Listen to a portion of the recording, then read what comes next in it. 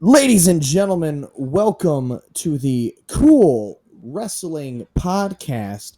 It is me, your host, the deep fried messiah and the slightly above average man, Hash Brown Kid. And with me, as always, is the 3-star Generals 3-star fan and the rookie shouldered Whoopi Goldberg, Cactus. Cactus, my man. How you doing tonight? I am doing pretty good. We watched a couple good shows tonight. We really did, and I would love to get into those first, but right now it's the first it's the episode of the Cool Wrestling Podcast. We're showing everybody. Like excellent time. We're so glad we're finally bringing this to everybody. Yeah. This has been coming since the very start of the page, which I believe was almost a year ago. Over a year ago. And we've slowly grown, so now it's the time we feel like the dream that the page started finally has been unleashed. So welcome to episode 2 of the Cool Wrestling Podcast. Yes. So we did watch a couple of interesting shows tonight. Yes, we did. First one being Pro Wrestling Noah's Super Junior Tag League. The day one of the Super Junior Tag League. Day one of the Super Junior Tag League. Very interesting matchups. So you want to just get right into it, or do you want to talk about anything else first? One of the first things you pointed out about the event was the white ring. So let's kind of just talk about that at first. For those who are unaware, Pro Wrestling Noah at the beginning of the year, I want to say, went under a change. And some would say it's for the better, some might say it's for the worse. They changed their mat from Masala Green, the emerald green, their iconic mat, into a white mat. Yeah. And now it just kind of looks stock now. They kind of lost that unique edge. They really did with it, and Pro Wrestling Noah has kind of lost the thing that made it the alternative. Yeah. And it sounds weird talking about a green mat like that, but still, like anything that makes your company stand out, anything that makes it so their watermark, basically, when you watch a GIF and you see that green mat, you know that's Noah. Right. Now, you kind of have to pay attention a little bit. It's like, oh, that is that Pro Wrestling Noah? Which white mat is that? Is it Dragon Gate? Is it Oz Factory? Yeah. Am I looking at Halloween 666 over there? Like, what is going on? What is this white mat? Yeah, so that's just kind of something that caught both of our eyes immediately off the bat. And also the fact that they showed great respect to all the 17s by bringing them out first, introducing them. That opening ceremony was very good. There were some people who were in the tag league as teams that didn't seem to compete tonight. Yes, there was one team left out of the tag league, as there was only 3 tag league matches and 7 teams. Correct. So it looks like one team got the night off, and I believe that included THICCNADA, if I remember correctly. I am not sure, but you are probably right. Speaking of THICCNADA, he had a singles match, which we'll get to later. But let's start off at the top of the card, where we had the 50 Funky Powers in Muhammad Yone and Quiet Storm, with Mitsuya Nagai taking on Akatoshi Saito, Shuhei Taniguchi, and Masao Inoue. Yeah, Shuhei Maybach Taniguchi.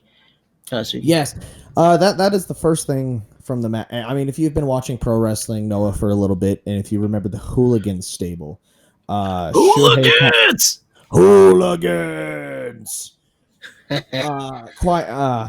Quiet Storm, respectfully referred to him as that. Quiet Storm, by the way, speaking of, was he's a gentleman who he looks like a combination of Otis Dozovich and Jack Black. Yes. And he has all the sounds of a man who has been smoking for 45 years. he he is a very unique specimen. Hooligans! I mean, he's got the body proportions of a midget, but he is an adult. Yes. Like he's a human. He's a normal human. Ugh. You know what I'm saying? I mean, he doesn't really bend his knees when he walks all that much. Yeah, he looks like he has no flexibility whatsoever. He looks like he would have trouble pulling his pants up because his arms are very short compared to his very rotund body. And he's about He's 5'6", I think, if I remember correctly. he's definitely rotund.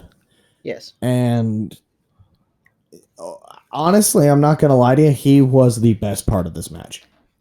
Well, that's not saying much. No, the match was incredibly slow. The match was incredibly boring. There wasn't really a lot happening during most of the match. It's never good to start off a show that way, especially when it's a 6-man tag match like this. The heels went over with Shuhei Taniguchi tapping out Quiet Storm. Yes. With, I believe it was a crossface STF. It was a Shankly Gates. Oh, yes, it was the Shankly Gates move made famous by Zach Gibson, Liverpool's #1. Yes, my shoes are on right now because I do not hate Zach Gibson. Exactly. If you do hate Zach Gibson, take your shoes off, unless you listen to this podcast, in which case, take your shoes off, leave the podcast. Yes, if you take your shoes off, never fucking talk to us again. Exactly. So, did you have any other notes for this match? Anything else interesting that happened during this match for you? I am not joking when I say almost all of my notes are talking shit about Quiet Storm. You want to lay them out? I was have noting. We already talked about them?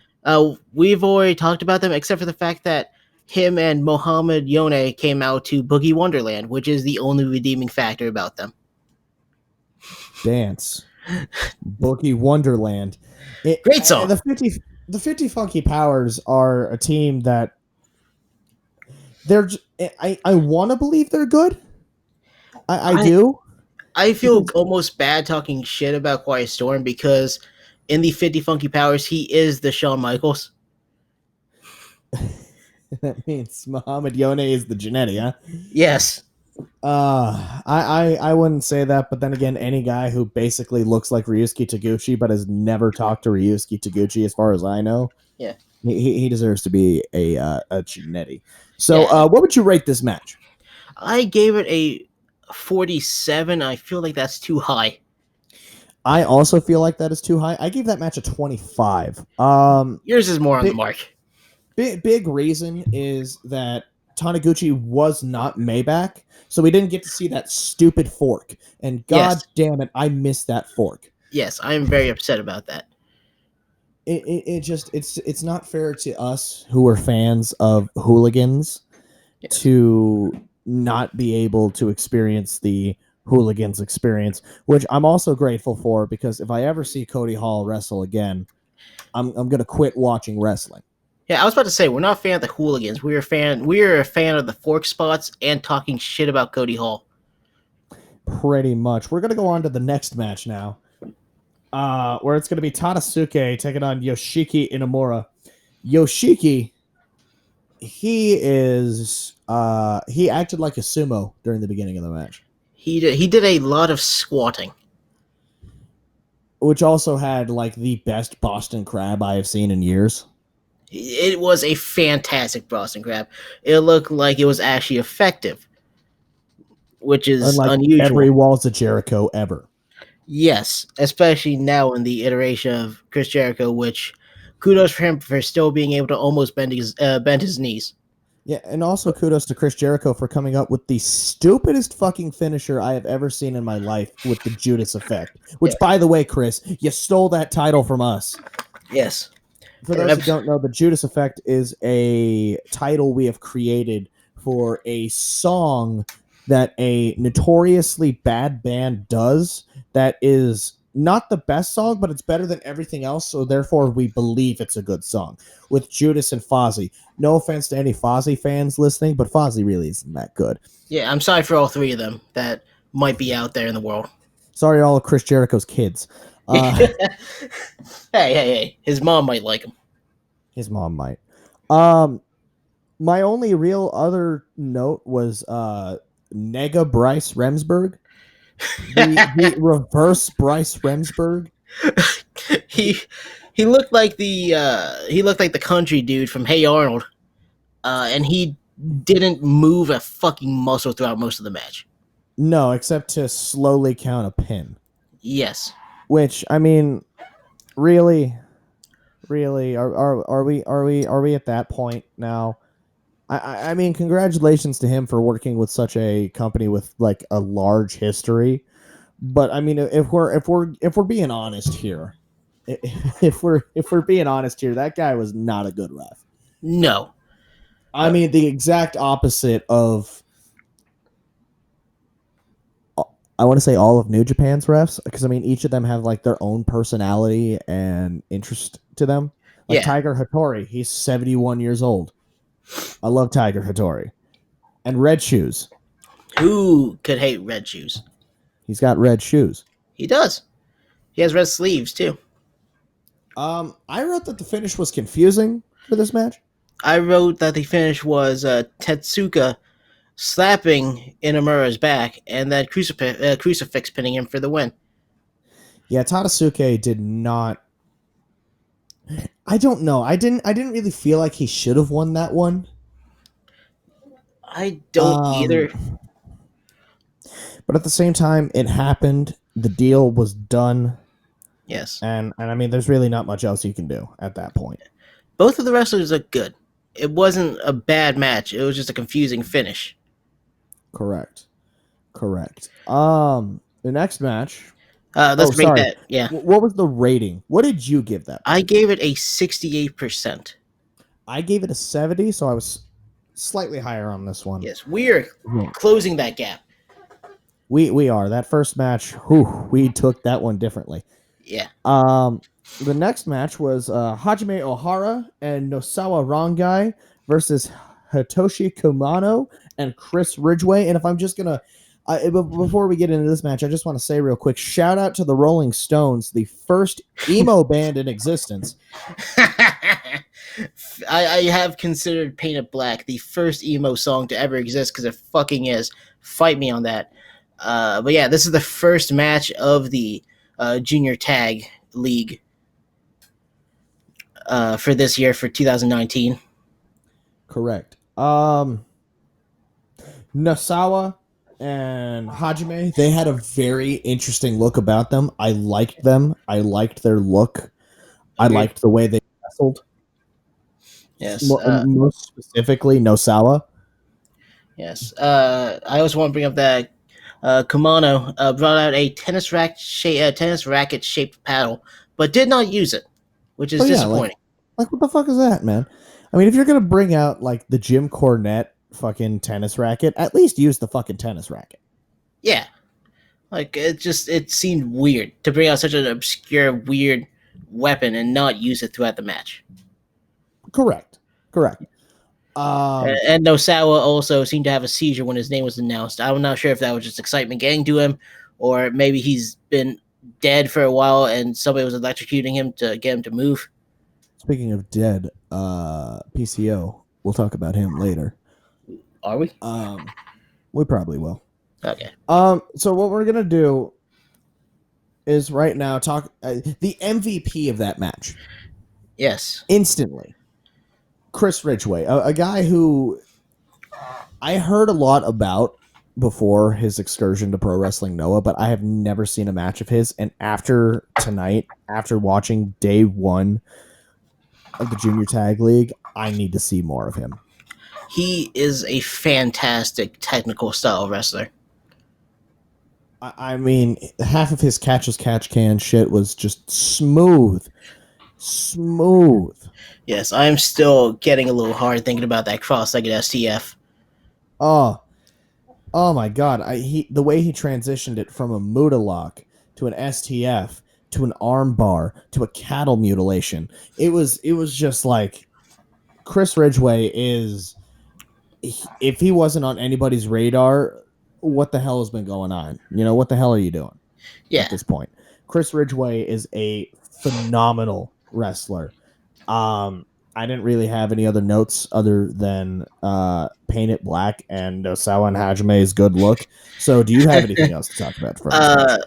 No Slouch himself with the technical style, had it looked like a crucifix pin like position and transitioned to an octopus stretch, which also looked Oh yeah, that phenomenal. was.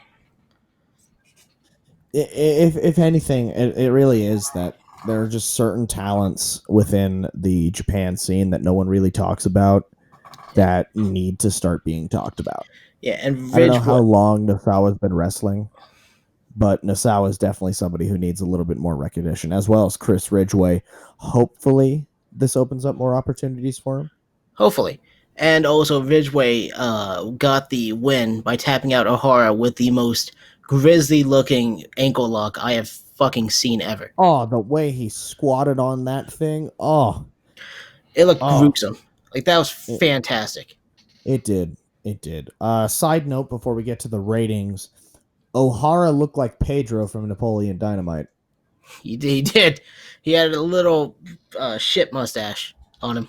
Yeah, it's one of those kind of it's one of those gross mustaches, the ones that really don't belong in mustache kind, but Yeah. do anyway. You know what I'm saying? Yeah, it's like one of those 15-year-old high school students who can grow a mustache technically, so they flaunt it, but they can't really grow a mustache.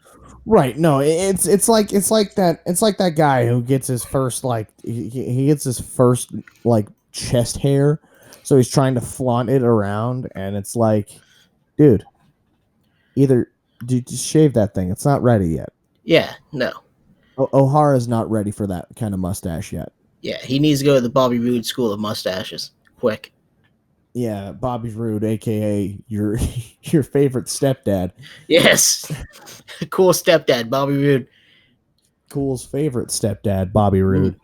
Roode. Right behind everybody's favorite murder grandpa, Minoru Suzuki, as far as my favorite family members are concerned. Well, he's my stepdaddy. Uh, Oh, that makes sense. okay, That let's go to makes the sense. rating. Ratings. What did you give this match? I gave it a 92%. See, I was not as high on this match as you. I loved this match, but honestly, I gave it an 85. Until you said we had this both in the 90s, and then I thought about it for a second. I'm like, you know what? I could be a little generous. So I gave it a 90. Yeah, 'cause it was a phenomenal match. Like, it's kind of everything I want from a technical style tag team match.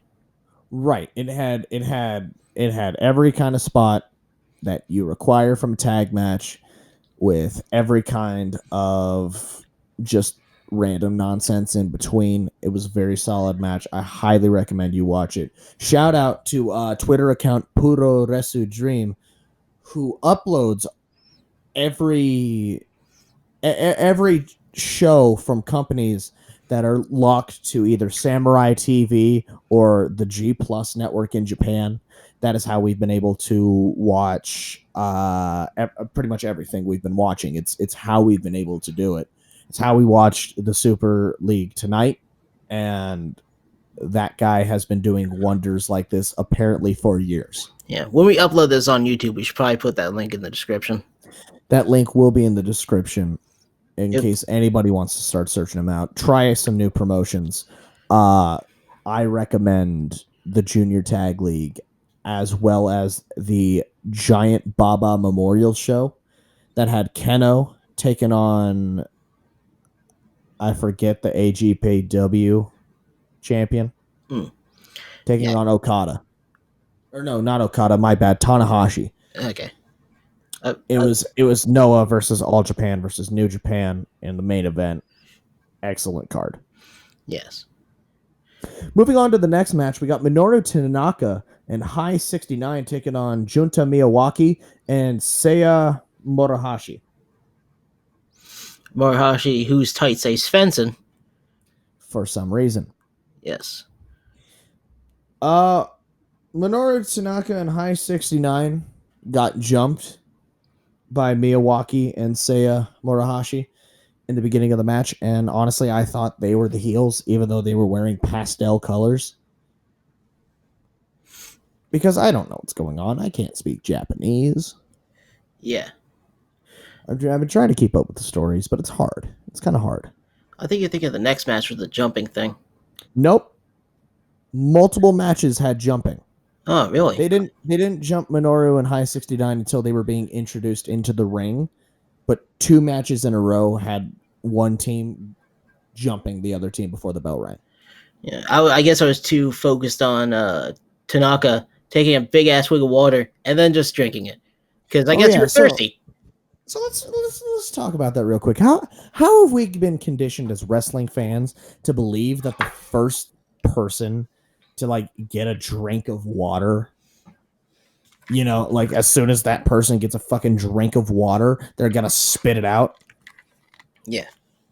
I mean that's with everything. You know, I expect mist from wrestlers. Kanemaru, for example, takes a swig of his finest scotch before spitting it into the face of opponents. Yeah, and Lance Hoyt goes all over the place with it, or used to. He before Harold told him to stop it, and now we haven't seen Lance Hoyt since. Coincidence? I think not. I miss that. I miss that son of a bitch. I miss Lance Archer. Yeah. So that was heel work by the faces by jumping the heels, I guess. Yeah, a table was brought out within the first minute. Right. So the heels got over on Miyawaki and Morohashi, and High 69 did a spot that we haven't really seen in a while, and that's jumping from the top rope down to the ground pretty much. Yeah. It went through a table, but it was a splash over the guardrail through a table. Yes. Yeah, and the table broke, which if it was one of those infamous Japanese tables that do not break under any weight, we would have had seen 2 people in the hospital if it didn't break. Right. I'm almost positive we would have seen something bad had it not broken. Yeah. But I'm glad it did. Yeah. But I'm glad it did. Yeah, my only complaint about that was that it was in the first 2 minutes. Right. It really kind of just made the rest of the match feel lackluster. Yeah. I didn't really get anything else. The underdogs won. Yeah. I don't remember with what. Tanaka had a horrible crossface, and I want to talk about that. All right, let's talk about that horrible crossface real quick. Yeah. So do you want to talk about it, or nope? That's it. All right, his crossface was terrible. No, it was just a horrible crossface. Like, he didn't lock the arms at all. He just kind of held the arms out in front of the man's face. The art of the crossface has really been lost over the years, and I entirely blame the dogs that were in the enclosed pool area. and I'm not going any further than that. Yeah. Which the art of the crossface made a comeback tonight, but we will talk about that match later. We will. There are a lot of things we'll talk about later. We're always talking about later instead of the now. What did you give that match? I gave that match an 83%. You gave that match a lot higher than me. It was a good match. It just kind of had bad logic, but it was a good match overall. And also Miyawaki pinned 69 with a bridge after Murahashi hit 69 with a lariat. Oh, I remember that. That is correct. That roll-up pin. I gave it a 70. Because I can only remember one spot from that match, and that was the table spot. I couldn't really remember much. It wasn't a very exciting match, one could say, except for really the table spot. Yeah. You know, I gave Tadasuke and Inamura a 68%, and to me, the High 69 and Tanaka match was a lot better than that.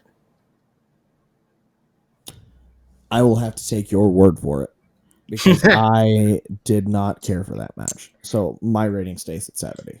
Well, you know, it might just be the way I vote, because either I'm super high on every match or super low on every match. That's just pretty much it. The next match, we had Yoshinari Ogawa and Kotaro Suzuki taking on Hayata and Yohei, a.k.a. Rattles. Rattles is back in action after Yohei broke up the group earlier last year, I want to say. And then they got back together for the tag league. And, well, Suzuki And Ogawa did not like that very much. No, as they tend not to do when that stuff happens. So as Yohei and Hayata were walking out to the ring, they were jumped by Ogawa and Suzuki. Yeah. Yeah, they were jumped by them, and throughout most of the match after that, it was just Yohei getting his ass beat. It was. It got to a point where it's like, okay, can we like actually do something in the match? Yeah, it was very methodical. It was very for the story as opposed to being for making a good match. I have, and I'm not going to lie to you, I have no notes for this match. Oh. A lot of my notes have to do with just Yohei getting his ass beat, and how Yohei is a very good wrestler. And one spot where I don't know how it happened, but Suzuki somehow mind controlled Yohei into Gonzo bombing Hayata.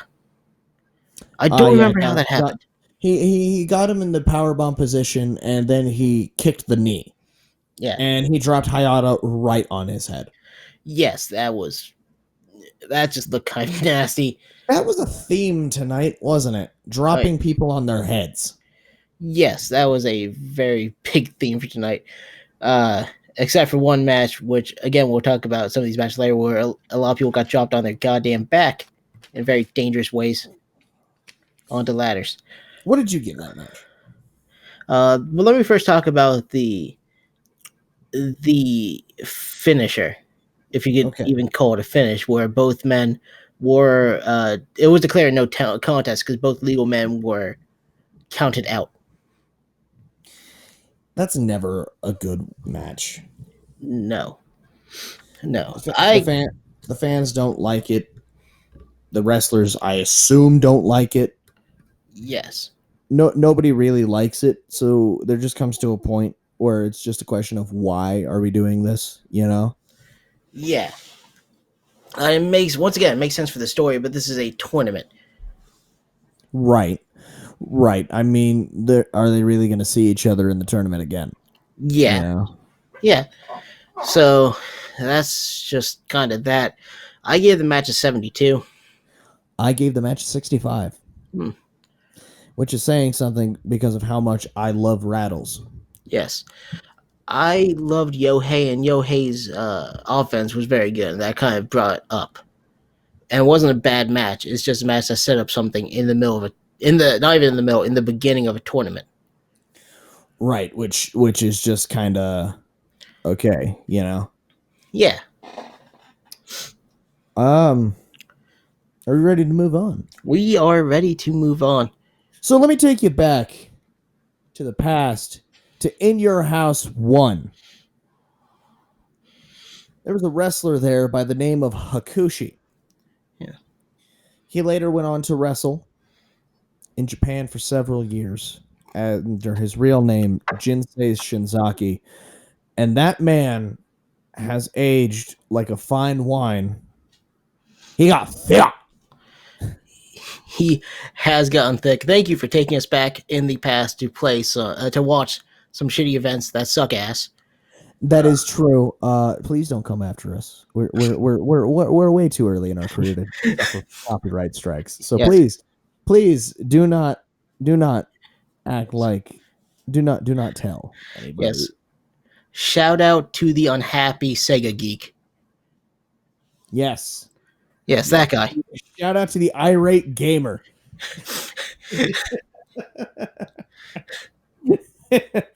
Okay, all right. We're gonna talk about the semi-main event right now, Yes. which is Naomichi Marufuji, Jinsei Shinzaki, and Daisuke Harada taking on Keno, Masakiyomiya, and Atsushi Kotoge. Yeah, facing the combined might of Kotage's stupid cape, THICCNADA, and a regular human being. Masa is just a thick Sonata, which I didn't know I needed until tonight. He is a very thick Sonata, and God bless him. God bless thick Sonata. Yes. I mean, Marufuji acted like a heel the entire match. Yes, especially to the opposing team, but also Daisuke Harada. Daisuke Harada did take a lot, and I mean a lot of damage from Marufuji. Yes. Also, Jinsei Shinzaki is frighteningly fast. He was the MVP of this match. 51-year-old Jinsei Shinzaki, thicker than several Snickers, and just running around like his name was Masada Yoshido from Dragon Gate. Like it is intense how fast Jinsei Shinzaki was. He did the tightrope walk, which is always a fucking cool spot. I love that fucking spot. And it came out to some of the best Gregorian chants I have heard in years. Yes. The other spot I wanted to acknowledge is the spot where each member of the, I guess, face team, the team with the guy with the shitty cape, they did a bunch of spots to lay a pin on, I forgot what it was, I think it was Daisuke Harada, and then they just let Jinsei walk up and break up the pin. No resistance whatsoever. It was a very slow breakup. Jinsei kind of walked in, he adjusted his belt while he was walking, and just kind of tapped him on the back. He adjusted his belt. He won the Starbucks app, ordered a cup of coffee for after the match, looked at his credit score, and then he realized that it was a 1.5 count, and then just broke it up. Fucking speaking of, fucking what match was it with the big guy? With that kind of fat guy. Was that tonight or was that last big night? guy?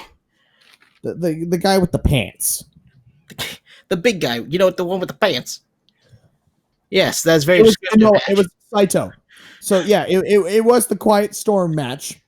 I just want to go back to it because I just remembered, speaking of lazy breakups, Saito and Inoue just kind of rolled into the ring and lightly tapped Quiet Storm on the back. Hey, knock it off. I still just can't get over, the big guy with the pants. The big guy with the pants. The only large gentleman that wears pants around this neighborhood. Do you know him? Akitoshi Saito. Is the big guy with the pants. I fucking hate you. What do you give? What do you give that last match? So let me also inform the finisher before we get that, where Harada pinned Kotagi, the stupid cape guy, after a lifting kick to the head and a German suplex. Ah, yes, the German suplex, the move that doesn't really get many pins anymore. But man, in Japan it does, surprisingly. In Japan it gets an okay reaction, like it could be a finisher. At least there it gets treated with respect. Unlike, I don't know, a move, which I'm still irate this has happened, but we'll get to the fucking burial of this match later, or this move later. And this has been a long time coming. This fucking rant that I'm about to lay on you guys later in the show. I remember what you're talking about. I thought you were gonna talk more shit about the juice effect, which I'm always open for. I think I've had enough talking about Chris Jericho tonight. I don't want anybody else coming in and being like, "Ugh, look at these WWE cum socks." Yeah, it's always, I love always being told on Monday nights that I just hate everything WWE. I should just stop watching if I'm going to be a Debbie Downer.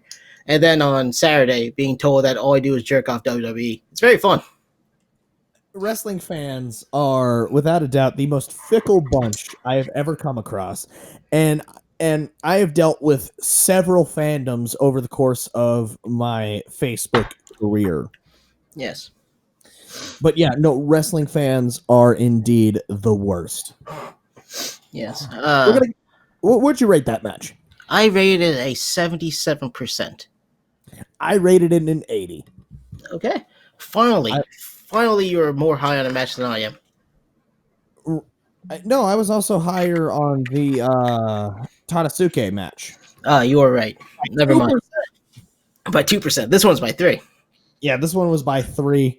I like Marufuji. I like the Harada Marufuji thing after the match. I thought that was fun and interesting.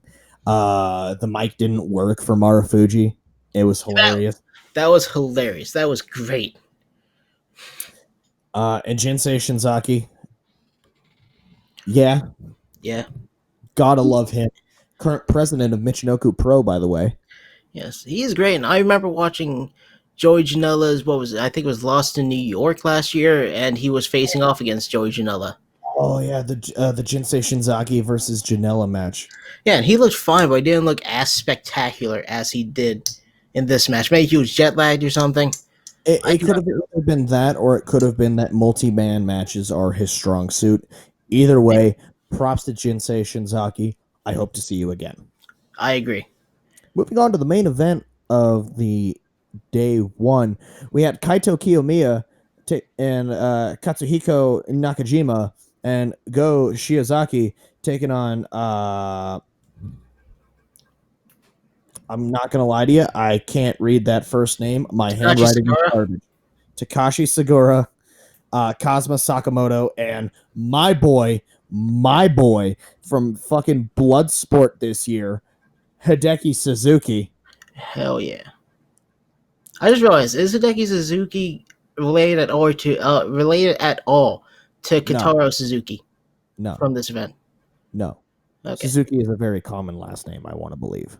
I can It's tell. I also know a that. motorcycle. Yeah, I know they're not related to Minoru Suzuki. Maybe. I don't know. But yeah, just maybe. I didn't get many notes for this match either. Yeah. Most of it was just saying like, oh, well, the wrestlers are pretty damn good. They had good sequences, chops and kicks. Katsuhiko Nakajima is one of those wrestlers that I'm not sure if everybody's heard of him by now, but if not, put him on your radar. He's going to be a star in the business. Oh He yeah, looks like a more sane Hiromu Takahashi. yeah. He looked fantastic. Everybody in this match looked fantastic. There was no weak point, no weak link in this match at Absolutely all. not. Yes. Um, I got Kiyama got the pin after Tiger suplexing Kazuma. yes. So Kaito Kiyomiya once. I'm also going to say this for Kaito Kiyomiya as well.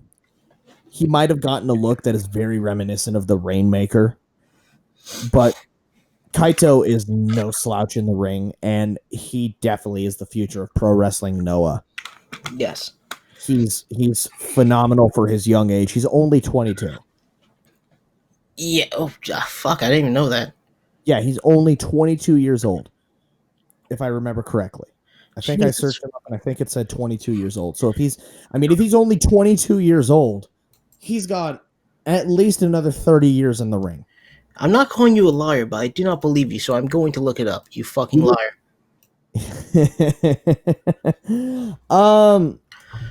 Hideki Suzuki. I loved him in Bloodsport.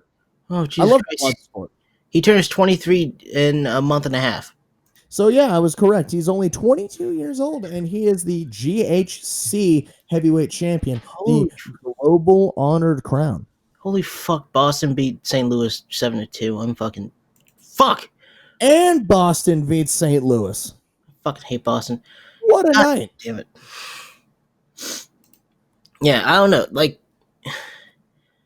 this match was good, but just kind of something about I didn't really pay attention to a lot of it. It didn't really click for me. I mean, you have your tag champions and your world heavyweight champions going against their contenders. It's a match. Yeah, that ended a 6-man tag to finish off an event. That has been all tag matches except for one singles match that wasn't very good. Yeah.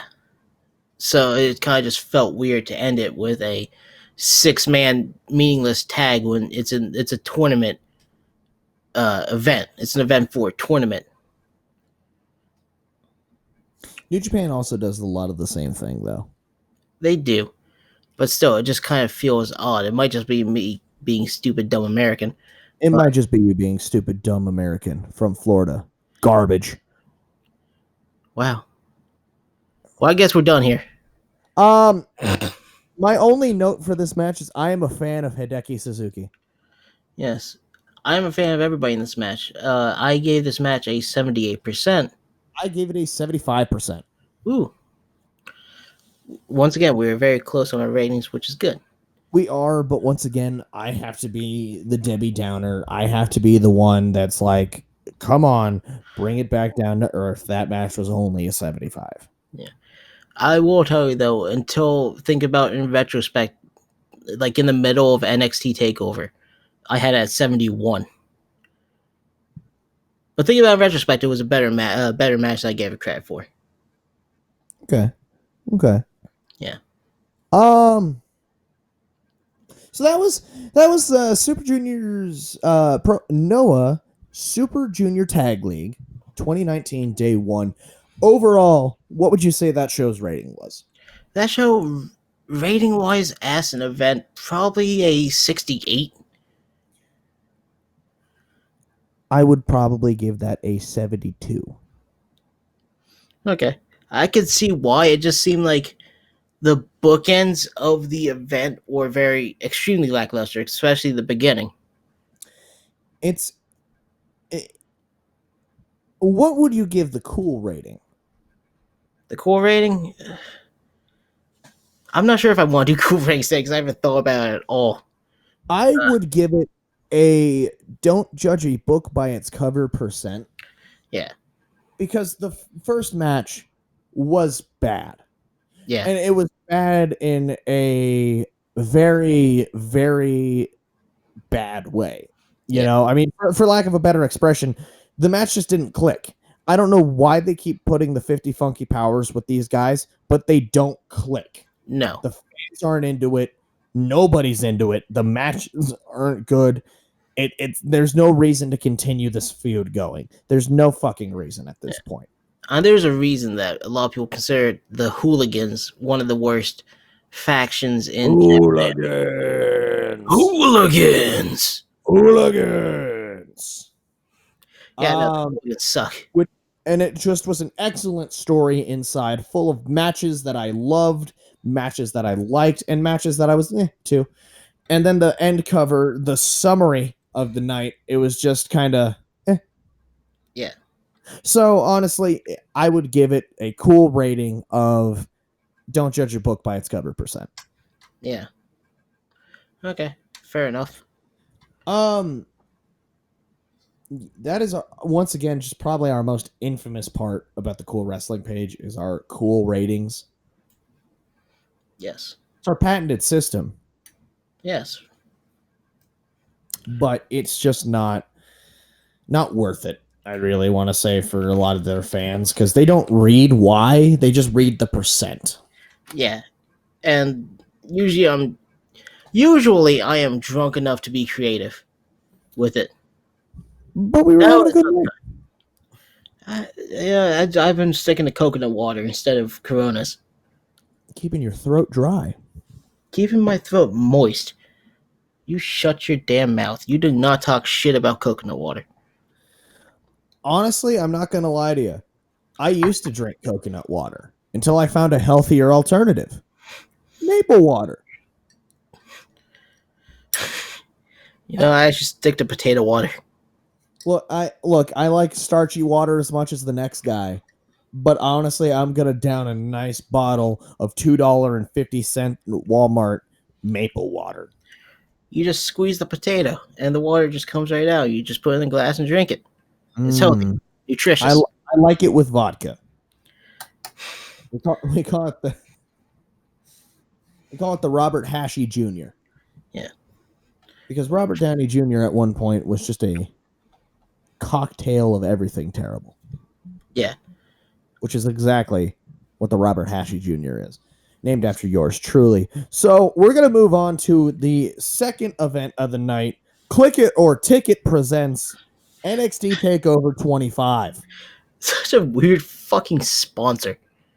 Right. No, I mean, as far as sponsors are concerned, the last one you'd want to think of is, hey guys, don't drink and drive. Hey guys, click your seatbelt on, or I will kill you.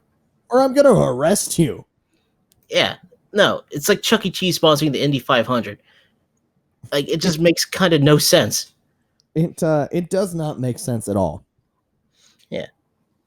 For TakeOver, I had a lot more detailed notes, so we're actually going to pretty much be going over the entire show, which is probably going to take the rest of the night.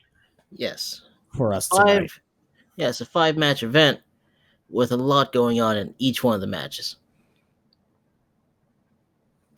Correct. Yeah. So, do you want to get started? I would love to get started. We're going to start off the night with Matt Riddle taking on Roderick Strong. These guys feuding over the course of the last few weeks on NXT, as Undisputed Era have been truly remaining undisputed and attacking everybody. And Matt Riddle deciding to say, hey, bro, that's not cool. Quit killing my party. Get the fuck off my yard. Hey, bro, that's not cool. Click it or ticket, or I'm gonna Click kick it your ass. or ticket, bro. What the fuck was up with the lights in the beginning? I do not know. It was definitely a fuck up.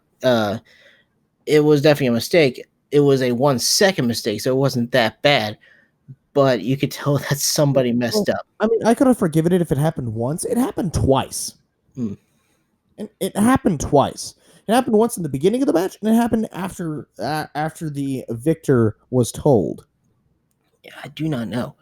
I do not know whose finger was on the trigger of that, who completely missed their spot, but somebody completely missed their spot. They did. Yes. I could not say that more eloquently. This match, I really did not have the highest of hopes for. I haven't really liked Roderick Strong much in WWE. He seemed like an incredibly neutered version of himself until tonight. I'm going to say that right now. Roderick Strong, at least to me, reminded me of Roddy versus the World from Ring of Honor. And that is the Roderick Strong I like. That is the Roderick Strong I was excited for when WWE was like, we signed Roderick Strong. And we finally got him tonight. And oh my God, what a fucking match. Yeah, this is by far the best match I've seen Roddy in. Not even close. Not even close. Matt Riddle took a lot of damage, landing on the apron a lot. Landing on his tailbone, landing on his ribs. Matt Riddle was selling like a champ. Matt Riddle was everywhere he needed to be. That match was solid. Ending clearly with the weirdest Gotch style tombstone reverse neutralizer move. Yeah, I do not understand. I think it was you that assessed that it might have been them trying to do a Gotch style tombstone pile driver while also not trying to injure each other. So they kind of had to fall on their. Roddy had to fall on his back instead of near his head. I think it was, and honestly, if that's the case, more power to you. That's exactly how it should be. In this move came after a final flash, after a bro mission, and after the elbows to the side of the head. I forget what match Matt Riddle had where he ended a match that way, but holy shit, that was the Cassius Ohno match, wasn't it? I think it was the second Cassius Ohno match where he just keeps going and just keeps elbowing the side of the head, and the ref's like, "Oh my God, we're done. I'm out of here." It was either the Cassius Ohno match or maybe even the Gulak match. It might have been the Gulak match as well. Either way, Matt Riddle is one of my favorite wrestlers on the NXT roster. Roderick Strong has redeemed himself in my eyes and has just instantly become one of the stars in the Undisputed Era. I can't wait to see another Roderick Strong match after that, which is insane of me to say. But, Cactus, what do you rate this match, buddy? I give it a 91%. I give it a 90%. Okay. We're both in that ballpark. We are both like, this match, boom, borderline 90%. Yeah, that match was fantastic. A great way to open up the show. Phenomenal way. Once again, it's Takeover. There is never really a dull match on the card. No. Next, we get a plug for the WrestleMania equivalent Super Showdown in Jeddah. God, fucking damn it. Why do they do this? The WrestleMania equivalent, because Lord knows, we all know it's not going to be better. No, the next door neighbor to WrestleMania. The the guy who's down the street from WrestleMania. Yes, the Universal Studios theme park to WrestleMania's Disneyland. Like, it's okay, but there's too much Harry Potter there going on for me to care. Yes. Honestly, I'm gonna make my opinions about the show kind of known real quick. I'm not the first, and I'm not like, oh, I'm the champion of this. I'm the first one to do it. Blah blah blah blah blah. I'm not watching the Saudi shows. Any of them. I can't do it. It goes against everything I believe in. I cannot consider myself as part of a community if I choose to support a show that goes to a country where gays are prosecuted without a trial, thrown off of the streets or thrown off of buildings, stoned, murdered on a daily basis just because of the fact that they're gay. I can't support a Saudi show. Congratulations to WWE for getting this deal. It's phenomenal for their financial department, I would guess. But at the same time, a lot of wrestlers can't go. Aleister Black doesn't want or couldn't go. Sami Zayn was told not to go by the Saudi government, according to Big Dick Dave Meltzer. Fucking Kevin Owens isn't going. Daniel Bryan isn't going. And it's just it's insane to me that they accepted this deal to begin with, while consistently we're a champion of gay rights, we're a champion of women's rights, this and that and this and that, when they can't even have women on the card. Andrade is going to be wrestling there for the first time without Selena Vega. I have been hearing through the rumor mill because, can't do it. No women in Saudi Arabia. Yeah. That's my opinions on it. I've never watched a Saudi show. I will never watch a Saudi show.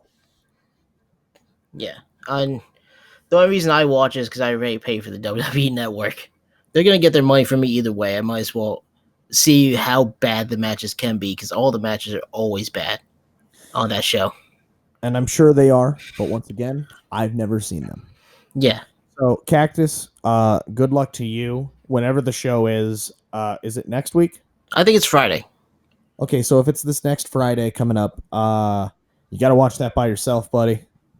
I'm probably not, because I have to be at work, so I might just skip that anyway. All right, so don't worry. We will apparently talk about the results. Yeah. Who knows? I might just pull up the results and we might just talk about it next week. So there's your WrestleMania equivalent. The Undertaker taking on Goldberg. Whoop-de-fucking-do. Yeah, Next 2019. Just in 2019 also. in the year of our Lord 2019, mind you. Literally 20 years after people would have died to see that match. 20 years after each of their primes. Because Yes. honestly, the Ministry of Darkness was the prime of The Undertaker. Yes. And Goldberg, it's Goldberg. Yes. Moving on from that atrocity of a show with all the blood money, we got the Fatal 4-Way Tag Team title match. Oh boy, between 1 and 2, Kyle O'Reilly and Bobby Fish of the Undisputed Era, the Street Profits, and the Forgotten Sons. Oh, this match. Fucking rest in peace, Kyle O'Reilly. Rest in peace, Bobby Fish. Rest in peace, Kyle O'Reilly's back. And rest in peace, Bobby Fish, who has fucking injured himself again. Bobby, yeah.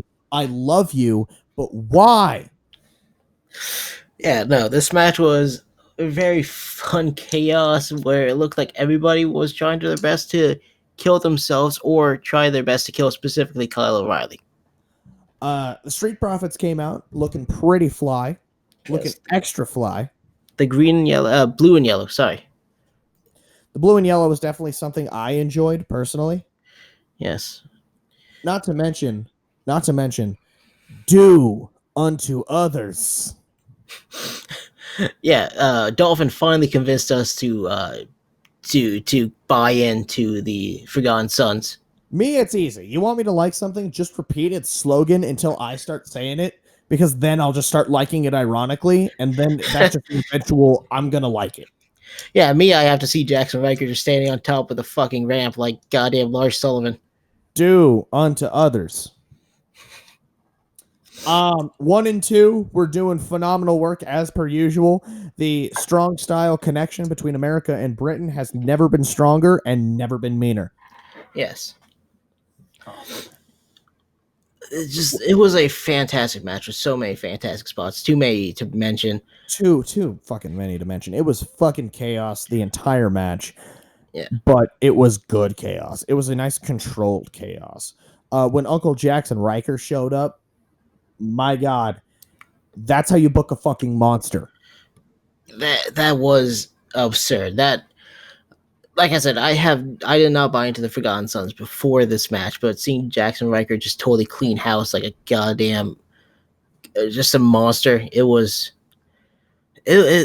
fit him. It didn't look like he was out of place being booked as a monster. No, it didn't. Jackson Riker looked like the fucking Terminator. Yeah, for him to not stop his rampage until he got his shit kicked in by all 6 men not on his side. And even then, he was still standing. Yeah. Even then, it was still standing. It took Montez landing on his back and Oni landing on his back and neck for Jackson Riker to be put out of it. It took 2 human sacrifices to put him to bed. The demon known as Jackson Riker had been appeased. He returns to his slumber. Yes. Also, I want to point out the Colin Ladderdo. Oh, yes. The Conlatterdo doesn't have the same ring to it. According to Mauro Ranallo, who tried to come up with a name for the move, I would have just called it. I just want to call it. I just would have called it a ladder sandwich. Yeah, no, he wanted to create a pun with the concerto, and his best response was going, Con Ladderdo. Doesn't have the same ring to it. Yes. Mauro Ranallo on the same night equals our best and worst announcer of the year. Mauro Ranallo, he goes ham, and when he does at the right moments, it adds so much to the event, so much to the match. But then there are times where it's the Conlatterdo, and it's like, Mauro, just go the fuck away. Just let somebody else talk. Let Beth Phoenix talk. Yeah. By the way, Beth Phoenix on commentary tonight. Yeah, there is times the Conlatterdo, and also when he's quoting like Lil Uzi Vert and fucking Young Thug and stuff, and it's just, Mauro, why? Shout out to chess grandmaster Bobby Fischer, by the way. I forgot about that one. Bobby Fish, the Bobby Fischer, the grandmaster of wrestling. It's like, what? Yes, I'm sure everybody at home got that reference. Everybody except for me. Everybody except for me is a chess champion who knows everything about competitive chess. Exactly. You're stupid for not knowing who Bobby Fischer was. Grand chess master. Yes. Yes, and of course, in this match, the Street Profits finally won the titles on their first NXT Takeover. After a fake out where the Forgotten Sons looked like they were going to win, only for Angelo Dawkins to run under the ladder and spear Steve Cutler, spear Wesley Blake, and then Montez jump from the turnbuckle onto the ladder in a graceful fashion that I'm surprised he didn't fuck up, and grab the titles. The Street Profits, now is the time to capitalize on them. Yeah. Like I was saying, they were the dark horse candidate from the beginning. Yes, and you know what killed the Forgotten Sons? When they were entering the ring, they walked underneath the ladder. Oh yeah, you never do that unless you're the Heart. In which case, just fucking throw yourself against some walls. It's interesting to me that it took them this long to capitalize on the Street Profits, and that the Street Profits have remained this white hot for this long. They're both extremely charismatic, and Montez Ford is one of the best wrestlers in WWE right now. I'm honestly surprised that Angelo Dawkins has been elevated to this level, because Angelo Dawkins has been kind of floating around for years, and it wasn't until Montez Ford came along and they did the Street Profits thing that we're actually starting to see the value in Angelo Dawkins, why he stayed in developmental for this long, you know? Yeah, and it paid off. Like I wish they would take that much time with a lot of other wrestlers that they seem to hotshot, like Apollo Crews and Nia Jax. Which it wasn't their fault that they got shot up. Both of them No, had the look that the main roster wanted, but they weren't ready. exactly, and that's what happens when you bang on potential, carrying people over instead of trying to get it out before Right. you do that. Right. It's like um it's like Josh Rosen. Yes. Potential to be one of the best quarterbacks in the league. Cardinals had nobody else, so they just threw him into the fire, and he didn't succeed. And what happened to Josh Rosen? He got traded for a 5th-round pick. Yeah, or me being a Sabres fan, very obscure reference if you're an NHL fan who's into obscure players. Mikhail Grigorenko, who was hotshot after being a 12th overall pick into starting that season, and now he's out of the NHL already, and it's been 4 or 5 years. I just want to be upset about Nail Yakupov. Can I just be upset about Nail Yakupov real quick? You can be upset about Nail Yakupov, the best player to ever don a Colorado Avalanche jersey. Excuse me, you're forgetting about Peter Budaj. I am forgetting about Peter Budaj and Sven Andrighetto. Oh my God, Mr. Net Wide Open Sven Andrighetto, my favorite player on the Colorado Avalanche. Man. I gave this match. I gave this match a match of the year rating of 97%. I am very close with you with 96%, which also falls into the match of the year uh, runnings. That match was just fucking beautiful. I could probably go back tonight and watch that match and still be excited to watch that fucking match. That match, It is a fantastic match with beautiful story and so many good spots, and everybody came out of it elevated. I was about to say everybody came out of it looking better, and then after the main event, I realized that was untrue because one of the people were wearing a cast or a sling. Sling. Everybody especially the Forgotten Sons. Who would have thought about the Forgotten Sons competing in that match and succeeding in that match? Yes, they need to change their name to the Memorable Sons now. The incredibly memorable Sons. Do unto others. Do unto others. Do unto others. Do unto others is going to be our next fucking Nick Gage thing, I believe, isn't it? Yeah. I'm gonna force you to MDK say all it. fucking day. MDK all fucking day. You know this episode's going up. Yeah, I know. MDK all fucking day. Yeah, it's okay. Nick Gage already hates me because he hates Pokemon. I have a Pokemon tattoo.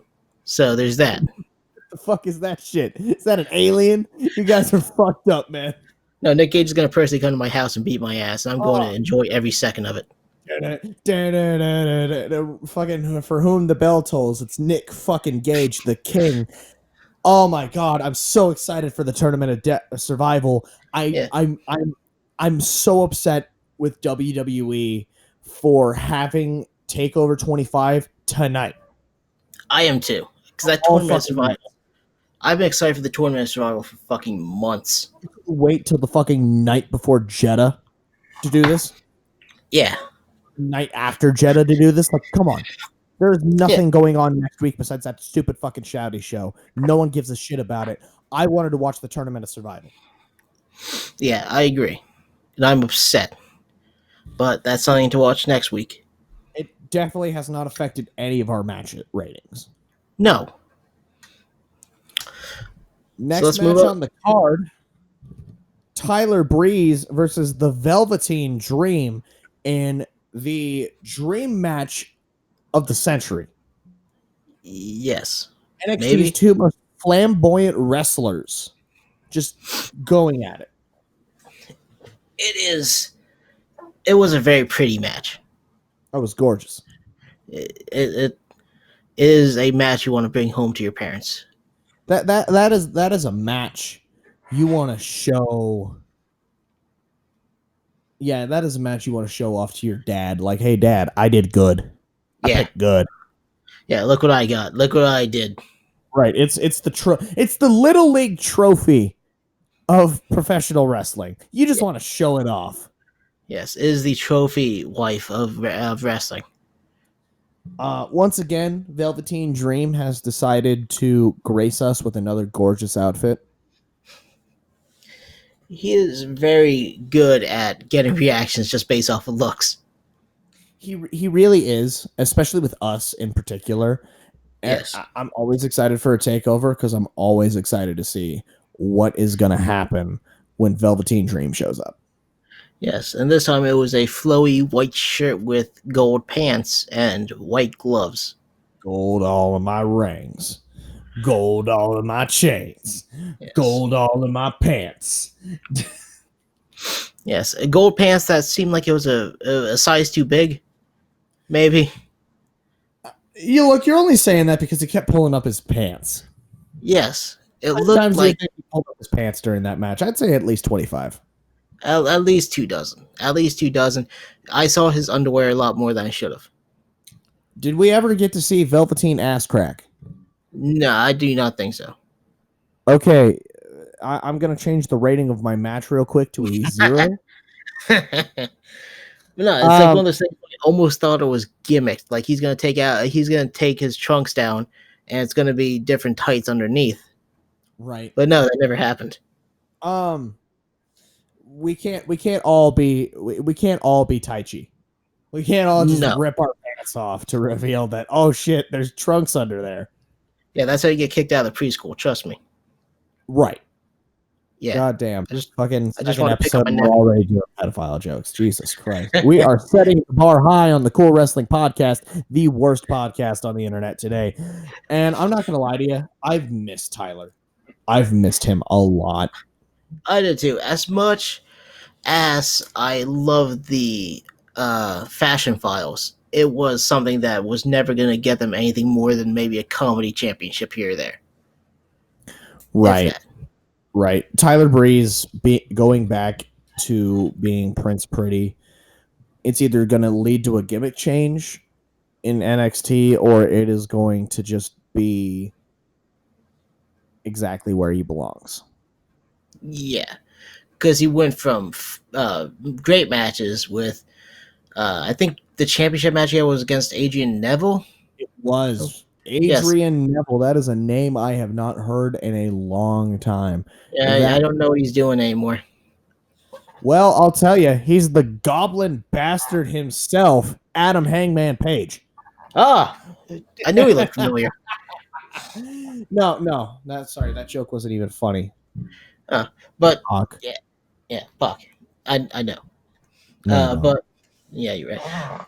But yeah, like he went from having title matches against the likes of Adrian Neville and singles matches against Jushin Thunder Liger to having comedy matches against the Ascension. It really was a fall from grace for Tyler Breeze. But then again, isn't every NXT call up a fall from grace? Yes. Ivar and Eric, I'm looking at you. I want them to buck the trend, but they have stupid fucking names. You know who is going to get over when they get called up? Who? Do unto others. I hope so. Here's my hope for the Forgotten Sons when they get called up to the main roster. WWE is like, let's capitalize on their name by getting this hot new band, Rise Against. And we'll license out their theme. I know it's a song, and we're the fucking blah blah blah Forgotten Sons and children who don't belong to anyone or fucking whatever Rise Against is protesting today. I want that to be their theme. Yeah, it's gonna be like, no, they're gonna go up to the main roster and they're gonna try to capitalize on their service. They're gonna kick the one that wasn't in the military out of it, and they're gonna replace him with Lacey Evans.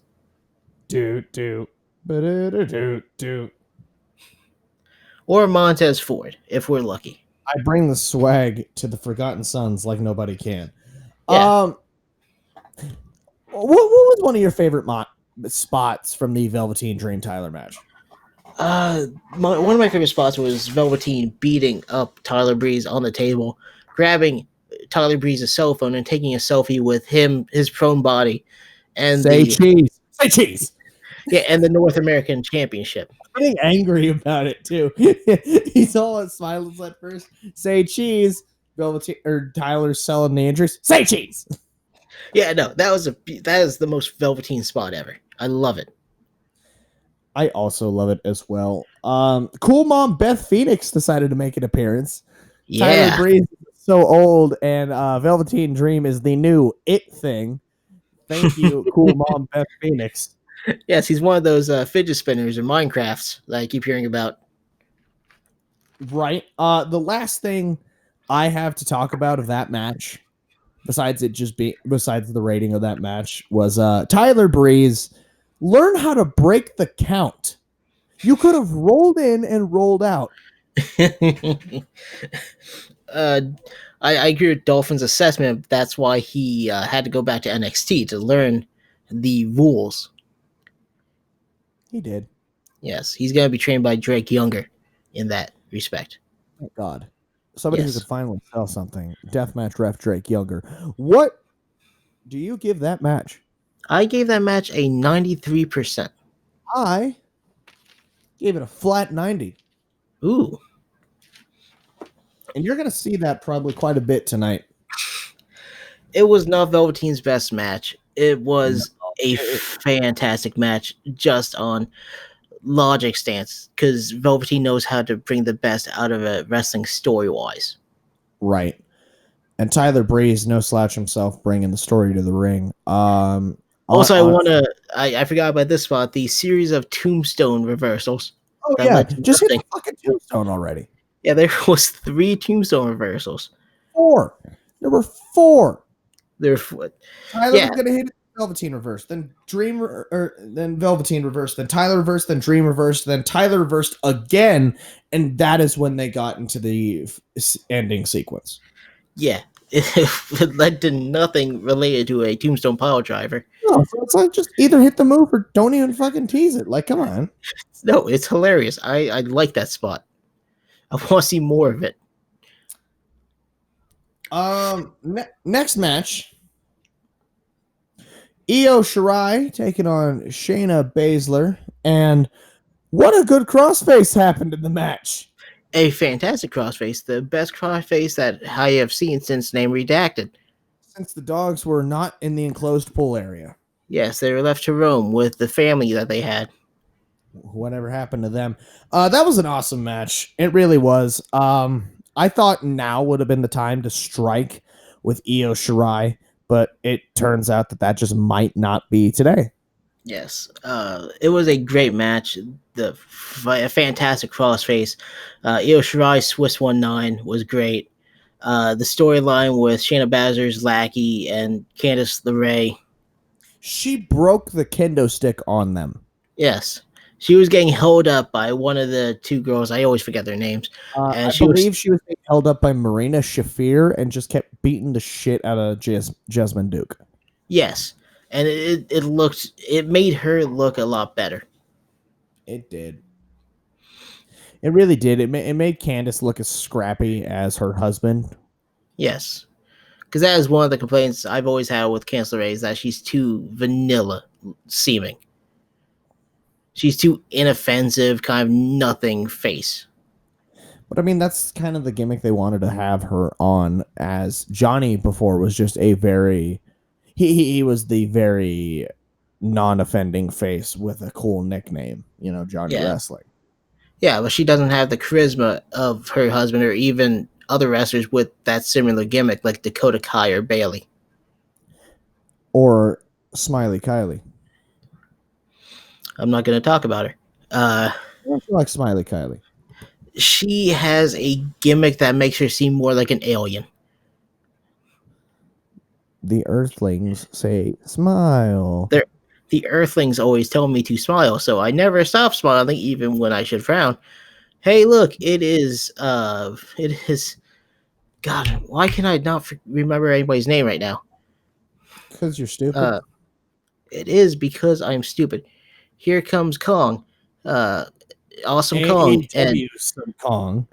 Here's AEW's Awesome Kong. She is a big monster, and everybody is cheering for her. I'm just gonna smile and await my demise. Yep, that is exactly what I'm gonna do. Yes, Shayna won by reversing a roll up into a Kirifuda clutch. Io hung on there for a couple of minutes, but much like that other time Shayna Baszler had a match or a move in for several minutes, it just yeah, definitely better than the Bianca Belair matches. definitely. Io Shirai is a lot better than Bianca Belair, which is not a unpopular opinion to say. But Right, one of no, them is more of a finished product. The other one has a lot of potential right. as untapped. What do you give that match? You want to talk about the beatdown after? What do you give Before that match? I gave that match an 88%. I gave it a 90. Mm, As I said, you're going to see 90 a lot tonight. yeah, I did not go down below the 90s tonight. yeah, that was the only one that I had below the 90s. Just Oh, 88%. It was a very good match, but it was. I don't know. I feel like it was the time to put it on Shirai. You gotta strike with certain people, and Io. Granted, yes, another Joshi champion, but My thought with Io is always that she doesn't need it. I know she doesn't need it. But it would be nice for her to have it because It would, she's not going to be doing anything else. They're not going to push her down the card for anybody. yeah, it'd be nice for her to have it, but at the same time, with the story of Shayna Baszler being this bully with a posse, it'd be better for a scrappy uh, baby face who is willing to So you're saying like put a up all Candace or a a Candice or Dakota Kai, or even if Bianca Belair kind of goes through some progression character wise. if she starts trying to call herself undefeated, which she isn't. No, she is not. You Post can match you beatdown cannot afterwards. the Did not beatdown see afterward.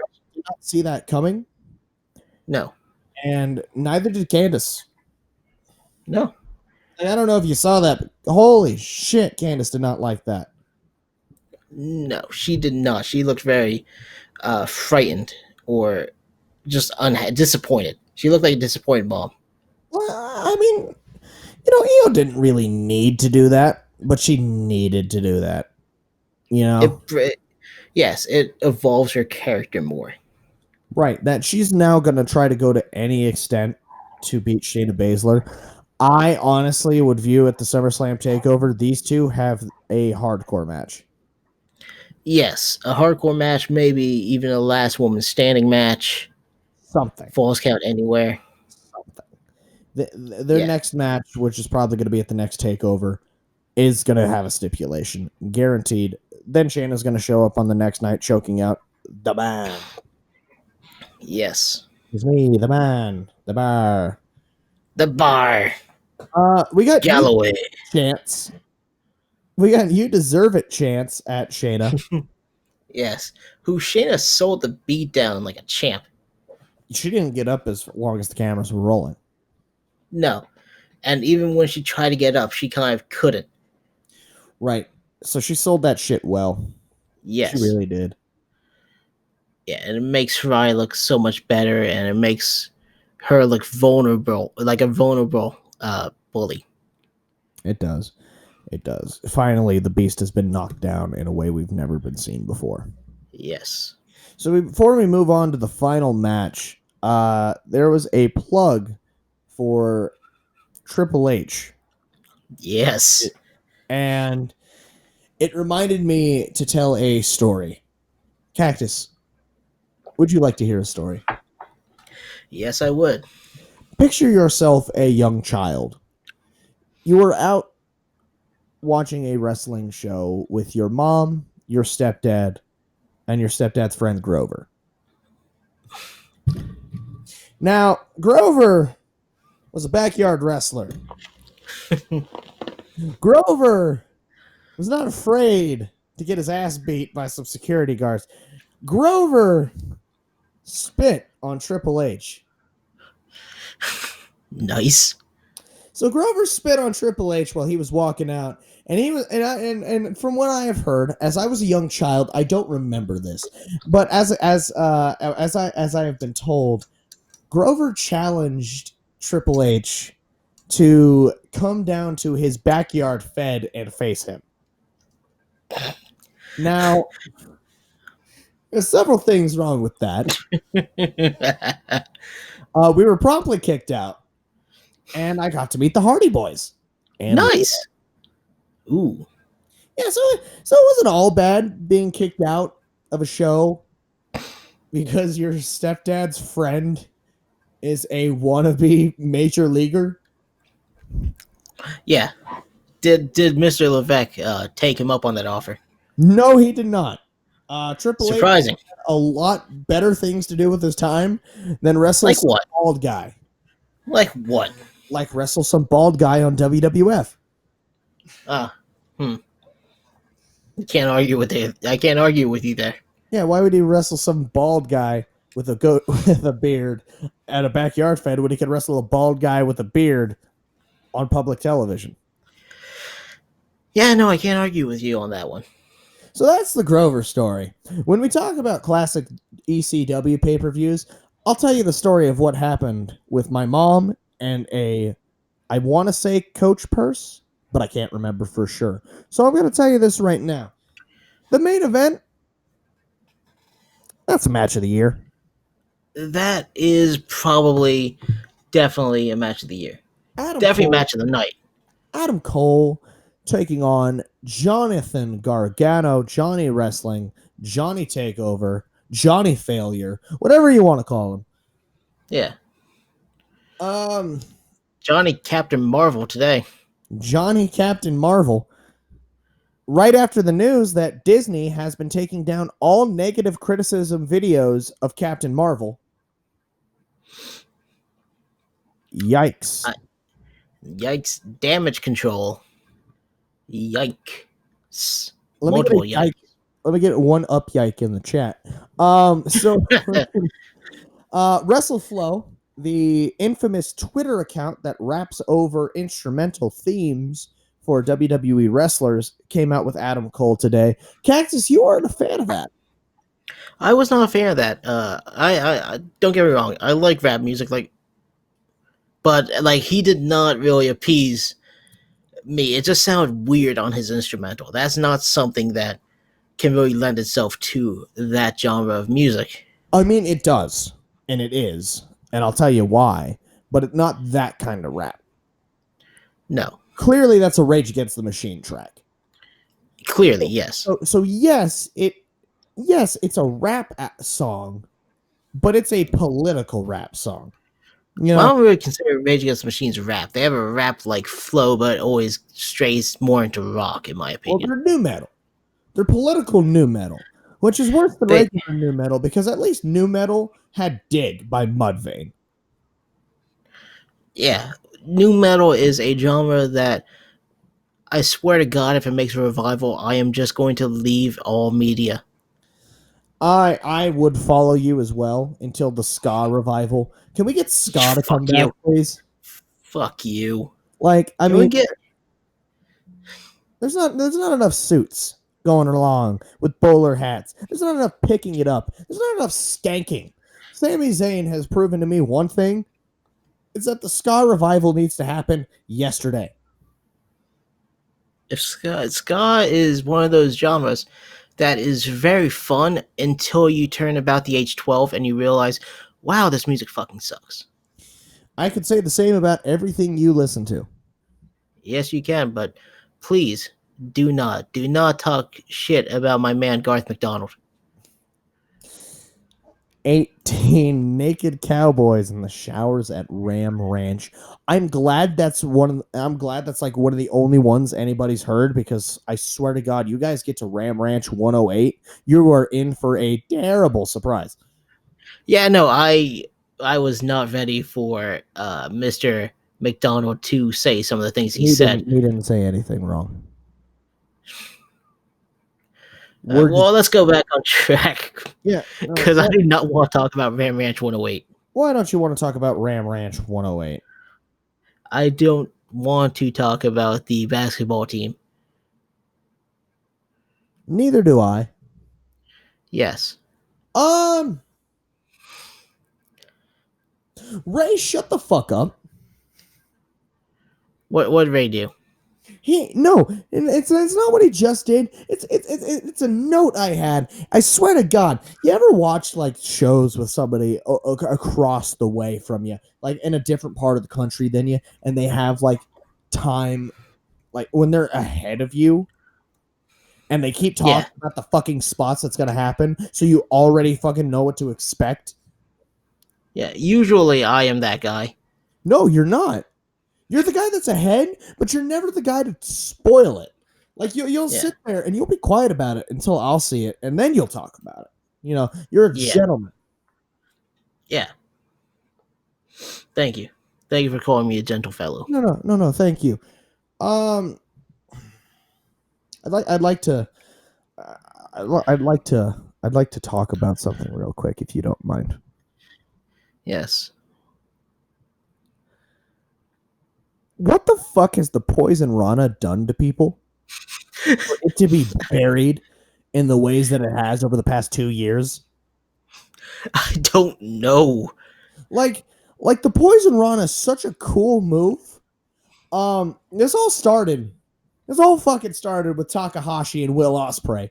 The top rope poison Rana kick out at 1. Oh my god, did I not notice that the poison Rana was then being buried from there on out? Yes. No. Like a poison Rana doesn't mean shit. I have in my notes that Adam Cole was energized by the poison Rana in this match. He got a poison Rana, got up and did a last shot on Johnny Gargano, and that didn't end the match. No. Like, just I don't understand it. You know, I completely don't understand why this happens. I don't either. It's just it's so ridiculous, so stupid that a move that looks that good is fucked over that badly. I agree. The poison Rana is a very good move where you drop somebody on their fucking head. Right. That's a move that'll at least get a 2 count. A regular poison Rana will usually get a 2 count. Somehow a top rope poison Rana gives you a 1 count just Yeah. automatically. And tonight it got Johnny nothing. Yes, I have not. The head. A regular standing poison Rana, I have not seen anybody get a count on it in the past like 10 matches I've seen a poison Rana in. I mean, we're just saying something. Yeah. It was a phenomenal match. So many Panama Sunrises, so many Panama Sunrise attempts, so many counters, and then he hit it. Then he hit a last shot. 1, 2, 3. The Undisputed Era are dripping in gold tonight. Yes, they are one gold. They have one GP. That gold is the world title. It is. It is. It is the hottest championship in professional wrestling right now. Yes, it is. It is the hottest active championship in professional wrestling. It is now around Adam Cole's waist. It is. Yeah. And I hope that Redragon is okay, so they can go after the tag titles. I hope Bobby's okay. The last thing I want Bobby to do is retire. Same. I don't want him to be like a Kid Lycos retiring because he cannot get his shoulders straight. I don't want him to be a Tegan Knox that only comes back for a couple of weeks because, hey, I'm cleared, and then just gets injured again immediately. Yeah, no.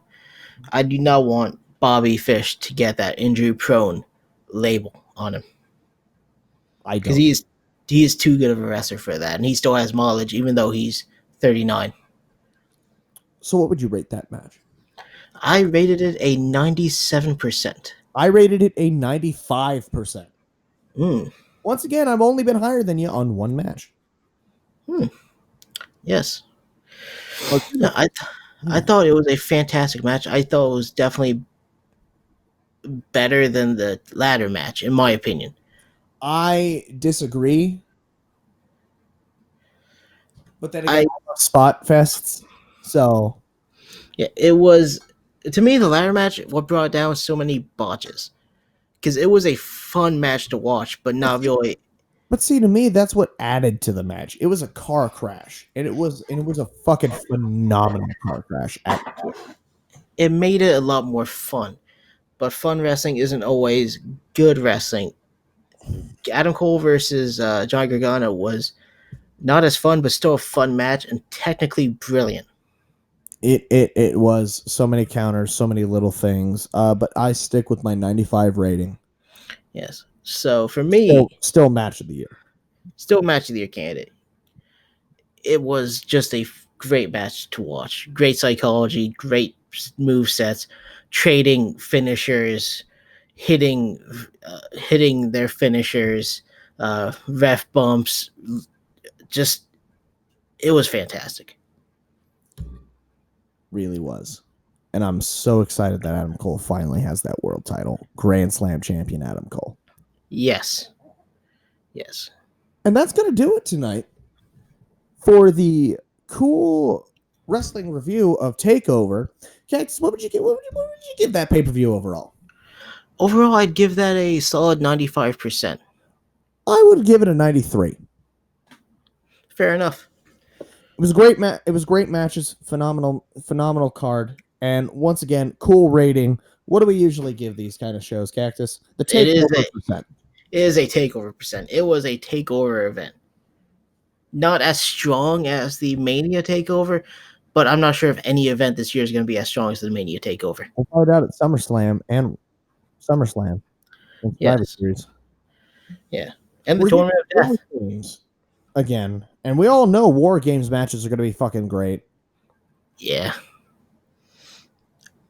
Yeah, they are. But who's going to be the heavies in this one, since now AOP's on the main roster, who was the heavies in the first one, and the Viking Warriors, Viking Experience, whatever they want to call themselves now, were the heavies in the last one.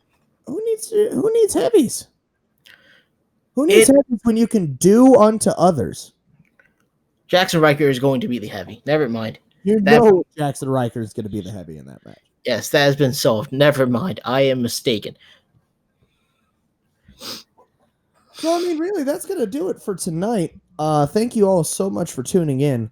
Thank you all so much for just, being a part of the podcast, being a part of the second episode, the official episode. I want to give a shout out once again to at Puro Resu Dream on Twitter for giving us just those Japanese shows we're not able to watch very often. Shout out to Chris Ridgway for exposing us to a new style of wrestler that I'm excited to see again. Shout out to Shingo Takagi for remaining undefeated. Anybody else you want to give a shout out to? Just shout out to everybody who worked in both events. Shout out to everybody listening to this right now. And shout out to the Boston Bruins for destroying my dreams once again. Yeah, pretty much. That's going to do it for us tonight. I've been the Hash Brown Kid. That's been Cactus. Don't forget to tune us in or look us up. We're on Facebook. We're on Twitter. We're going to soon be on MySpace, SoundCloud, Bandcamp, YouTube, Vimeo, and Daily Motion. Yeah. Yes. If you were in the Portland DC area, you will catch me on Uber, Grubhub. Just please, I need the money. Please help him out so he can feed me as well. That does it for the boys in Mauve. Have yourselves a fantastic night. And